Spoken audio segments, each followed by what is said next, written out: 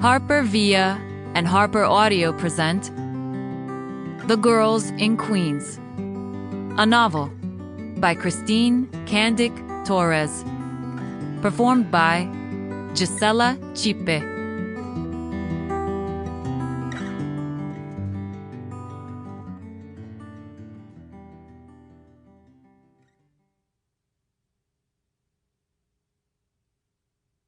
To all my day ones, this is for us. 2006. These girls are the truth. Brian had remained stoic when he introduced us that way to his lawyer near the courthouse in Kew Gardens. He looked at Kelly and then me, faint roses blooming beneath the dark stubble of his cheeks. They got my back like family.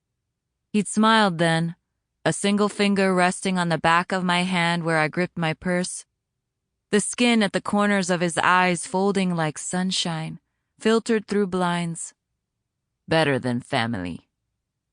Brian's words from that day echoed in my ears as I walked up to the suburban front door, sweat curling the hair at my temples into tight, angry spirals that mirrored the manicured cypresses lining either side of the yard. It was confusing how proud I'd felt when he described us that way, me and Kelly, his girls, who'd been there from jump, since childhood.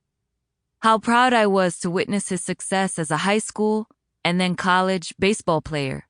How lucky, I thought, to have been his first girlfriend, to hold that status entirely on my own, separate from Kelly, who so often was the one of us who booed up at any given time. Behind the red-painted door in front of me, framed by clear glass panels that invited strangers to look inside, was a border beyond which I could not return. Janet. Stepping into the world in which this suburban girl lived, a world where people felt entitled to the safety of unarmored windows, meant, I suspected, accepting a truth about Brian that I'd never been able to grasp entirely. Like the tail of a mouse in the dark of the night as it scurries around a corner, always just a disorienting inch out of reach. Pressing my thumb against the smooth black button of the doorbell, worn, I imagined, from scores of dinner party guests and prom dates calling with corsage in tow, scenes from a safe suburban life I'd only ever seen in movies, I knew one thing for sure.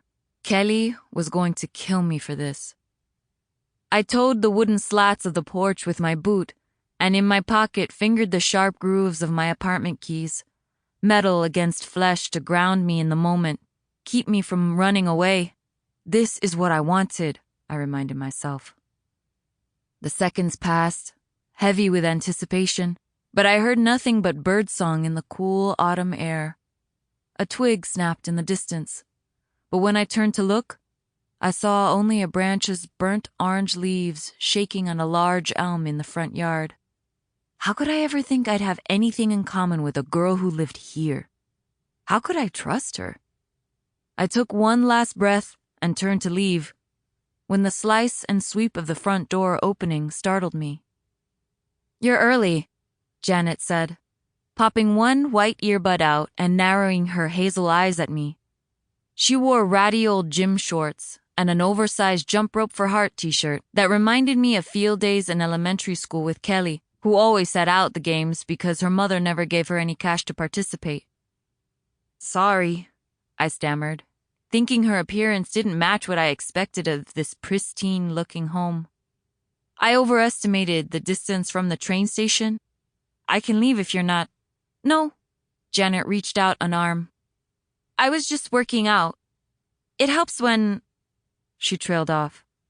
"Well, whenever I don't want to be in my head anymore." I said, nodding, my brain filling in all the scenes Brian had painted for me with her face, her body in them. What she looked like when Brian first saw her after his game, what she looked like at the party, in her dorm room. "Let me change," Janet said. She pulled the door open wider and stepped. Sample complete. Ready to continue?